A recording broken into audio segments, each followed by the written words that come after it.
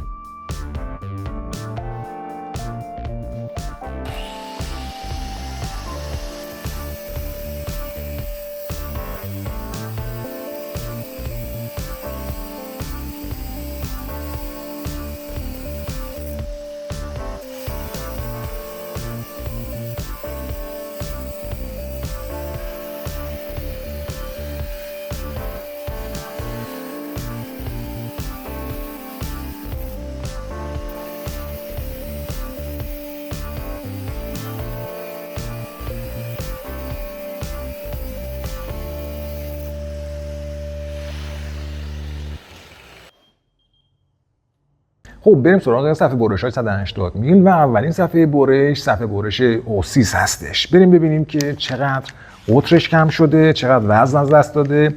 حدوداً از 180 میل شده 174 میل، یعنی قطرش زیاد کم نشده. وزنش 93 گرم بوده که الانش وزنش شده 88 گرم، یعنی وزن زیادی رو از دست نداده. بریم کیفیت برشش رو با هم ببینیم. صفحه برش اوسیس کیفیت برش متوسطی داشته، پلیسه زیادی رو ایجاد کرده همونطور که میبینید و حدوداً 2% پایانی ما تغییر رنگ رو میبینیم. ببینید در این گوشه ها ما تغییر رنگ رو کامل به وضوح میتونیم ببینیم. همونطور که میبینید ما تو این قسمت یه مقدار خیلی کم شکم داریم. بریم سراغ صفحه برش مولیتال. این صفحه برش قطرش 180 میل، میتونم بگم که خیلی کم شده 167 میل و وزنش هم از 80 گرم شده 69 گرم. یه نکته خدمتتون بگم، این که صفحه برش زود خورده میشه در خیلی از مواقع نقطه ضعف نیست. اتفاقا صفحه برشایی که به این صورت زود پودر میشن اینها دقت برش بالاتری دارن، اما خب طبیعتا شما نیاز دارید که صفحه برش‌های بیشتری رو مصرف بکنید، برای خیلی‌ها شاید نصرفه. بریم ببینیم کیفیت برش چطور بوده، آیا واقعا خوب بوده یا خیر. برش صفحه مولیتال رو می‌بینید که تقریبا میتونم بگم خدمتتون برش صاف و خوبی رو زده با پلیسه بسیار کم و بدون تغییر رنگ. بریم سراغ صفحه اگزا. این صفحه تقریبا صفحه بسیار مقاومی بوده، قطرش از 180 میل فقط 5 میل کم شده 175 میل و وزنش هم از 94 گرم شده 90 گرم، یعنی وزن زیادی رو از دست نداده. بریم کیفیت برشش رو با هم دیگه ببینیم. برش صفحه اگزا رو می‌بینیم که تقریبا میتونم بگم برش صافی بوده اما با یه مقدار پلیسه، البته پلیساش زیاد نبوده. نکته‌ای که اینجا هست در حدوداً 2% پایانی ما اینجا تغییر رنگ رو می‌بینیم، تغییر رنگ به خاطر حرارت، اما برش صاف و خوبی رو ایجاد کرده. اما بریم سراغ صفحه 3 استار یا صفحه 3 ستاره. صفحه 3 ستاره قطرش از 180 میل شده 173 میل و وزنش هم از 96 گرم شده 88.8 گرم، یعنی در حدود 89 گرم. بریم کیفیت برشکاریش رو ببینیم.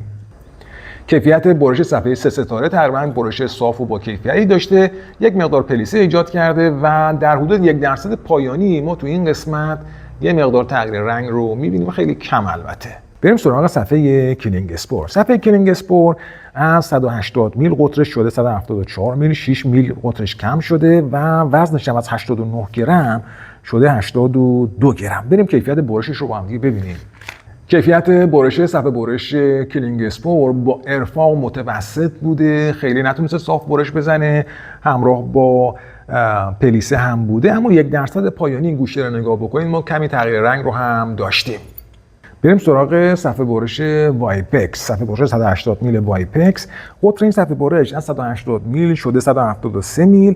وزنش هم از 90 گرم شده 84.4 گرم. بریم با هم دیگه کیفیت برشش رو ببینیم.